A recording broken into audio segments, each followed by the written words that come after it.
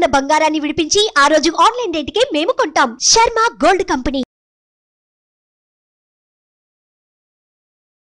నమస్తే, welcome to Suman TV. నేను మీ యామ్ని. ప్రస్తుతం మనతో ఉన్నారు ప్రముఖ ఆధ్యాత్మికవేత్త డాక్టర్ అనంతలక్ష్మి గారు ఉన్నారు. అమ్మని అడిగి మనకున్న సందేహాన్ని అడిగి తెలుసుకుందాం.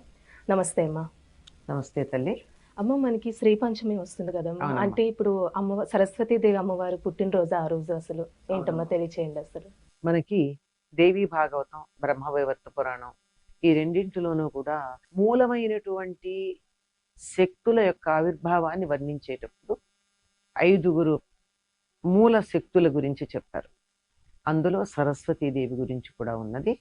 ఆ సరస్వతి ఈనాడు ఆవిర్భవించింది, మాఘ శుద్ధ పంచమి నాడు ఆవిర్భవించింది అని చెప్పి అందులో ఉంది. దాని ప్రకారం మాఘశుద్ధ పంచమిని సరస్వతీదేవి పుట్టినటువంటి రోజుగా మనం పరిగణించి దానికి శ్రీ పంచమి అన్న పేరుతో కొన్ని సాంప్రదాయకమైనటువంటి పద్ధతులను అమలు జరపడం కనపడుతుంది. ఈవిడ ఆవిర్భవించిన తర్వాత ఈ సరస్వతీదేవి యొక్క అనుగ్రహం కోసం ఆవిడ జన్మదినం గనక ఆనాడు ఆవిడ్ని పూజించటం అన్నది ప్రధానంగా కనపడుతుంది. సరస్వతికి సర్వశుక్ల సరస్వతి అనేటటువంటి పేరుంది. అంటే పూర్తిగా అన్ని రకాలుగా తెల్లగా ఉంటుంది అని. దీనికి చమత్కారంగా ఎవరో అన్నారు, జుట్టు కూడా తెల్లగా ఉంటుంది అని. కాదు, శుక్ల శబ్దానికి తెల్లని తెలుపు అనే అర్థంతో పాటు స్వచ్ఛము అని కూడా అర్థం. స్వచ్ఛంగా ఉంటుంది, పారదర్శకంగా ఉంటుంది, జుట్టు మాత్రం నల్లగా ఉంటుంది. పాండురంగ మహత్యంలో చక్కగా వర్ణిస్తాడు తెనాలి రామకృష్ణుడు. ఎలా ఉందిట అంటే, తెల్లనాకులు సరస్వతీదేవిలాగా ఉంటే అందులో పెట్టినటువంటి ఒక్క అమ్మవారి జుట్టులాగా ఉందంటాడు. నల్లగా లేకుండా లేదు, జుట్టు నల్లగా లేకుండా ఏమి ఉండదు అనుకోండి. అటువంటి సరస్వతీదేవిని ఆరాధించేటటువంటి విధానం వేదంలో ఉన్న కాండ శాఖలో కనపడుతుంది. ఆ కాండ శాఖను అనుసరించి ఆ తల్లిని షోడశోపచార విధానంలో పూజించిన తర్వాత ఆవిడ వల్ల మనం పొందేటటువంటి ఫలితాలు, ఏ విధంగా ఆవిడని స్తుతించాలి, ఈ వివరాలన్నీ కూడా మనకి బ్రహ్మవైవర్త పురాణంలో చాలా వివరంగా కనపడతాయి. ఆ రోజు ఏం చేయాలి అంటే, సరస్వతి జ్ఞానానికి విద్యలకి కూడా ప్రతీక. ఆవిడ నుండి వచ్చిందని చెప్పడం కాదు, ఆవిడ విద్య స్వరూపమైనటువంటిది. మళ్ళీ ఇక్కడ చాలా మందికి సందేహం వస్తుంది, దక్షిణామూర్తి కదా విద్య ఇచ్చేటటువంటి వాడు, సరస్వతిని అంటారు అంటే ఇచ్చేవాడు దక్షిణామూర్తి, విద్య ఈవిడే. సరస్వతి అంటేనే ప్రవాహశీలమైనది అని అర్థం, అంటే కదిలేటటువంటిది అని అర్థం. కదలిక ఎట్లా ఉంటుంది? ఇక్కడ నేనేదో అని పెదవులు కదుపుతున్నా, అక్కడ నువ్వు చెవుల దగ్గరికి వెళ్ళి నీ ఇయర్ డ్రమ్ ఏదైతే ఉందో కర్ణభేరి, అది కొద్దిగా ఇలా స్పందిస్తుంది. ఇక్కడి నుంచి అక్కడికి ఎలా వచ్చింది ఈ శబ్దం? మీరు చెప్తూ ఉంటే అది మనకి ఎలా వచ్చింది? దారిలో ఏముంది? కాలం ఏమన్నా ఉందా? తేగ ఏమన్నా ఉందా? ఏం లేదు కదా. కనపడకుండా ఇలా అలల మీద, వాయు తరంగాల మీద తరంగంగా లేచి వచ్చింది. ఇలా ప్రవహిస్తుంది గనక భాషకి సరస్వతి అని పేరు. అందుకే మన వాళ్ళు సరస్వతి నది కనపడదు, అంతర్వాహినిగా ఉంది అని చెప్తారు కదా. కారణం అదే. ఈ ఒడ్డు గంగ, ఆ ఒడ్డు యమున, మధ్యలో సరస్వతి ప్రవహించింది. ఎట్లా ప్రవహించింది? కంటికి కనపడదు, ప్రవాహం అయితే ఉంది. అలా ఉండేటటువంటి విద్యాస్వరూపిణి అయినటువంటిది సరస్వతీదేవి. అటువంటి సరస్వతి సర్వశుక్ల అన్నాం కదా, ఆవిడికి అన్ని తెల్లని ఇష్టం.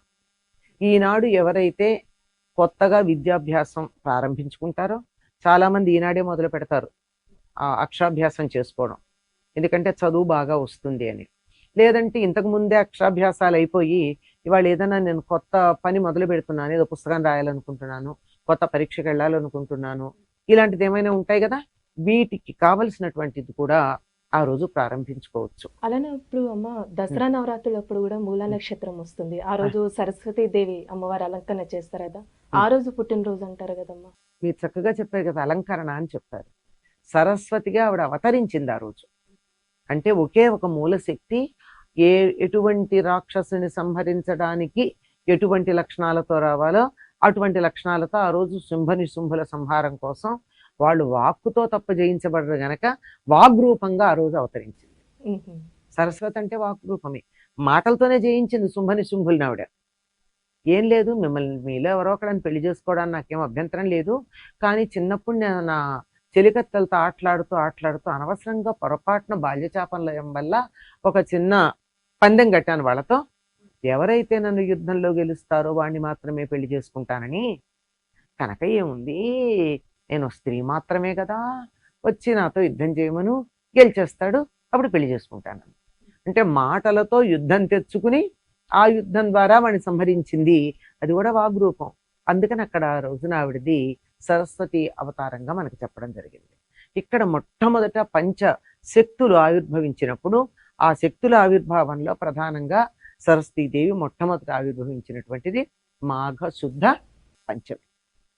ఈవిడికి తెలుపు ఇష్టం అనుకున్నాం కదా. ఎవరైతే ఇలా కొత్త పనులు చేయాలనుకున్నారో వాళ్ళందరూ ఆ రోజు అభ్యంగన స్నానం చేసి సరస్వతీదేవిని కాణ్వ శాఖలు చెప్పినటువంటి విధానంలో షోడశోపచార పూజా విధానంగా పూజించి ఆవిడికి నివేదనలు అన్ని తెల్లనివే పెట్టాలి. పుష్పాలు కూడా తెల్లని ఇష్టం ఆవిడికి. తెల్లని వస్త్రాలు ధరిస్తుంది, ఎందుకంటే జ్ఞానం ఎప్పుడు స్వచ్ఛంగా ఉంటుంది, మాలిన్యం ఉండదు జ్ఞానంలో.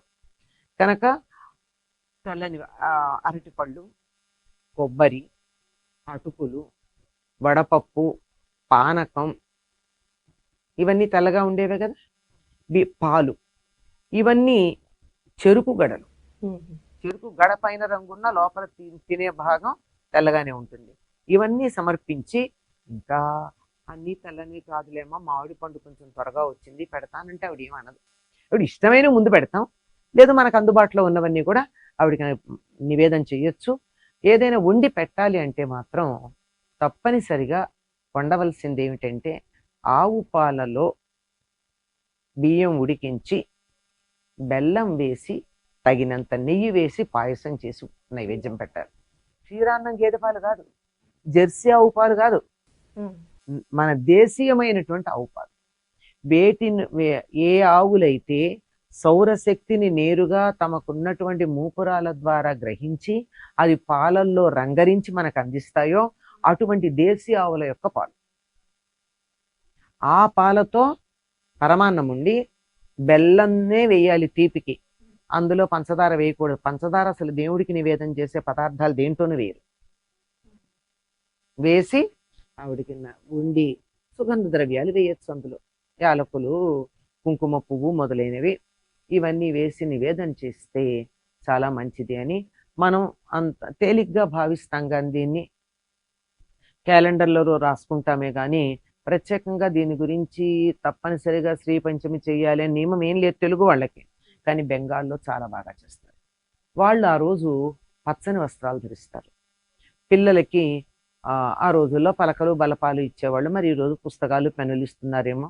ఇంకా ఆంధ్రప్రదేశ్లో కనుక అయినట్టయితే ట్యాబ్స్ ఇస్తారు. పుస్తకాలు పలకలు అవన్నీ చాలా పాతకాలం కదా, మనం చాలా చాలా చాలా ముందుకున్నాం గనక, అడ్వాన్స్డ్గా ఉన్నాం గనక, అభ్యుదయంలో ఉన్నాం గనక కాగితాలు కళాలు కూడా పాతకాలం మా తరం వాళ్ళు వాడాల్సినవి కనుక, మీ తరం వాళ్ళు వాడాల్సినవి ట్యాబ్లెట్స్ కనుక ట్యాబ్లెట్స్ ఇస్తారు. ఏదైనా విద్యకు సంబంధించినటువంటి వస్తువులని, చదువు జ్ఞానం వీటికి సంబంధించినటువంటి వాటిని 10 మందికి పంచటం అంటే తద్వారా ఇది సింబాలిక్. అసలు విషయం ఏమిటంటే జ్ఞానాన్ని పంచటం ఇక్కడి నుంచి మొదలు పెడతాను అని అనుకోవడం. ఇలా చేయవలసినటువంటిది ఈ శ్రీ పంచమి.